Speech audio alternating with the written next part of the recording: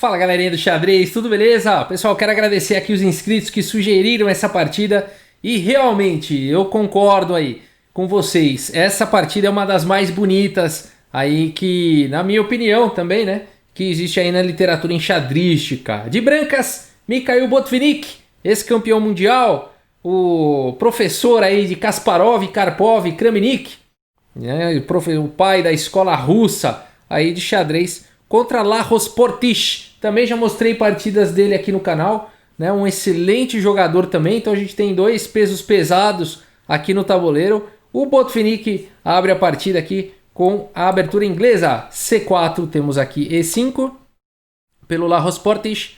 E aqui cavalo C3, cavalo em F6, G3. Então veja só, o Botvinnik aqui ele está indo para essa estratégia típica aqui da inglesa, de atacar as casas claras, talvez de forma até hipermoderna, né? Ao invés de imediatamente ocupar o centro com peões, vai ocupando o centro com peças, né? A distância.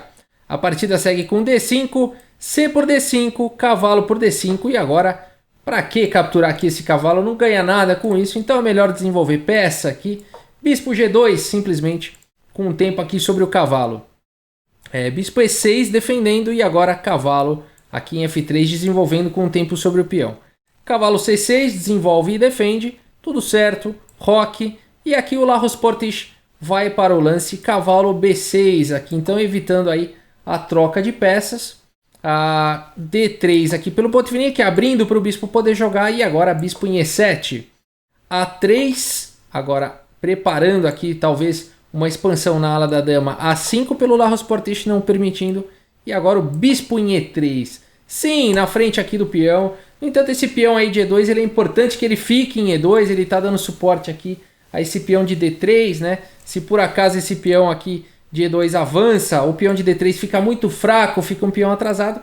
Então o bispo E3 não se importando aí em colocar o bispo na frente aqui do peão e resolvendo um problema, né, do desenvolvimento aqui, a melhor casa aqui para esse bispo, né? Um excelente lance do Botvinnik. A partida continuou aqui com o roque e agora cavalo em A4 aqui pelo Botvinnik. Olha que lance legal, colocando pressão forte aqui em B6. A partida segue com cavalo por A4 e agora dama por A4. Então o Botvinnik agora já conectou aí as torres, né? Vamos ver como a partida segue. Agora bispo D5, colocando enfrentamento aqui no bispo de casas claras também.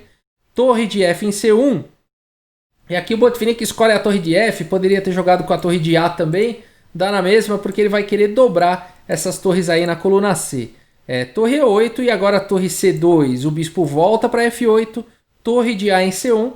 E nessa posição, é uma posição bastante equilibrada aí, diga-se de passagem. É claro que parece que as brancas estão sempre aqui tendo as oportunidades e as pretas tendo que se defender, né? E as pretas têm algumas dificuldades já na posição e as brancas não. Por exemplo, esse cavalo aqui ele não pode sair, senão tá caindo o peão aqui de C7. As pretas têm que jogar com paciência alguma coisa aqui. Uma ideia possível é jogar com torre B8 e tentar expandir com B5. Outra ideia é jogar um lance de espera, H6 e ver o que acontece, né? Por enquanto a posição é sólida, mas de qualquer maneira é mais fácil aparentemente jogar isso daqui de brancas, né? E aqui o Lajos Portish vai para uma ideia, ele aqui provoca agora o Botvinnik. Ele faz o lance cavalo B8, uma grande provocação, né? Porque ele entrega aqui o peão de C7 e, no entanto, eu tenho que calcular bastante aqui, porque será que vale a pena? Se torre por C7, o bispo agora, né, vem aqui para C6, bloqueia a conexão, a ligação entre as torres com o tempo aqui sobre a dama, né? E é exatamente como segue na partida. Então o Botvinnik aceita essa provocação, né, calcula aqui, e o pai da escola russa, então aqui o mestre de Kasparov, Karpov e Kramnik, vai para cima, aceita o desafio. Torre por C7 e agora então bispo C6. Olha só, a torre não está mais protegida pela sua companheira. Então bispo C6 traz o tema do bloqueio e também vem com o tempo sobre a dama aqui do Botvinnik. O que jogar, né? Será que o Botvinnik não viu isso? Ou será que ele viu e tem ideias diferentes aqui? Bom, ele faz o lance torre aqui por C6 e depois de B por C6. Acho que o Lajos Portish continua feliz aqui, porque afinal de contas a torre continua atacada, né? Então vai ter que perder um tempo aí com essa torre, né? O Botvinnik teve que fazer um sacrifício aí de troca, né? Entregou material. No entanto, o Botvinnik tem planos surpreendentes na posição e ele continua com torre por F7. Esse é o pai da escola russa. Torre por F7, olha só. Colocando já fogo aí no tabuleiro. Parece que a armadilha aí do Larros Portish pode estar saindo pela culatra esse tiro aí. Porque não é fácil você fazer uma armadilha dessa contra o Botvinnik, né? Torre por F7, olha só. Não dá para jogar rei por F7, não foi lance jogado. Porque depois de dama C4, esse rei não pode mais se esconder, né? Não dá mais para ele se esconder, ele teria que se expor aqui. Não dá para jogar dama D5 porque cavalo G5 vem com cheque e abre um ataque descoberto aqui sobre a dama, né? Então depois de dama C4, aqui as pretas teriam que jogar rei G6 e expor bastante o rei, né? Depois de dama G4, rei F7, cavalo G5 e rei G8, as brancas teriam dama C4 com sequência de checkmate. Depois de rei H8, cavalo F7, rei G8. Não, capturar a dama não, vamos... o objetivo do xadrez é dar checkmate, né? Cavalo H6, depois de rei H8, dama G8, entregaria checkmate, né? Então veja que situação, que ataque forte, né? Aqui do Botvinnik. Então, por isso que depois aqui de torre por F7, então, o Larros Portish não aceita esse sacrifício, né? E faz o lance H6, então dando uma casa de escape aí pro rei e tirando a casa de G5, principalmente tirando a casa de G5 aí do cavalo. Agora sim, a torre está atacada, a torre volta para B7. O Botvinnik já tem alguma compensação aí, afinal de contas são 7 peões contra 5, 2 peões a mais. Já compensou aí o sacrifício da troca e a posição ainda é muito boa, né? O rei aqui está bem exposto, vamos ver como continua a partida. Dama C8, atacando a torre, protegendo aqui em C6 também. E agora dama C4, lance intermediário, o rei vem para H8 e proteger a torre.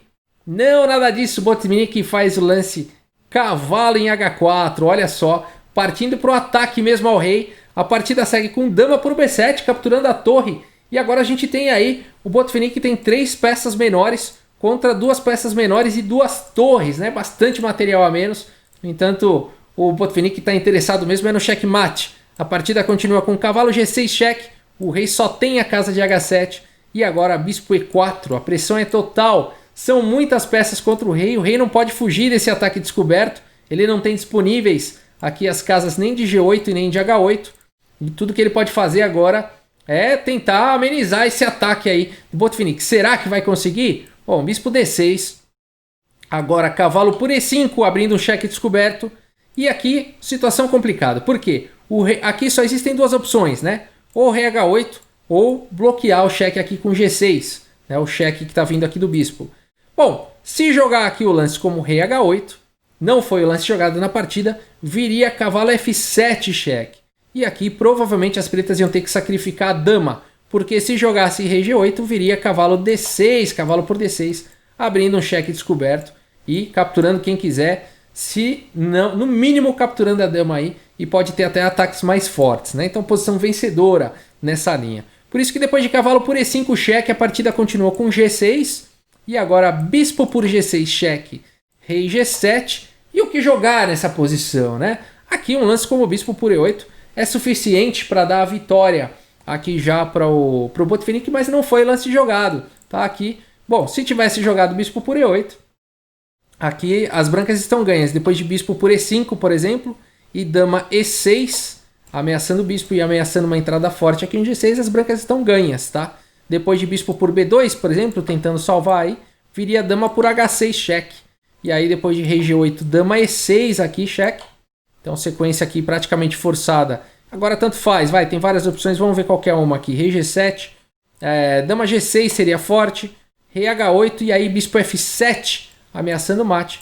E nessa situação aqui as pretas teriam que sacrificar então a dama para poder proteger, né? Se jogasse dama C8 para proteger a casa de G8, dama H6 entregaria checkmate, tá? Então aí sequência vencedora, né? Então, nessa posição, realmente bispo por E8 seria suficiente para vencer, mas Botvinnik joga de maneira mais bonita aqui e forte também com o lance bispo por H6 cheque. E nessa posição aí o Larros Portish abandona a partida. Que partida sensacional, né? O Botvinnik está sacrificando praticamente tudo aí para um ataque ao rei, né? Para um ataque ao rei. Aqui ele abandonou porque não dá mais. Depois de rei por H6, dama H4, cheque, rei G7, dama H7, cheque e rei F8, tá caindo aqui a senhora das negras com um ataque ainda sobre a torre com a ameaça de checkmate em F7. Né? Então aqui depois de dama por B7, a ameaça é torre, a ameaça é checkmate. Né? Se as pretas defendem o checkmate, cai a torre.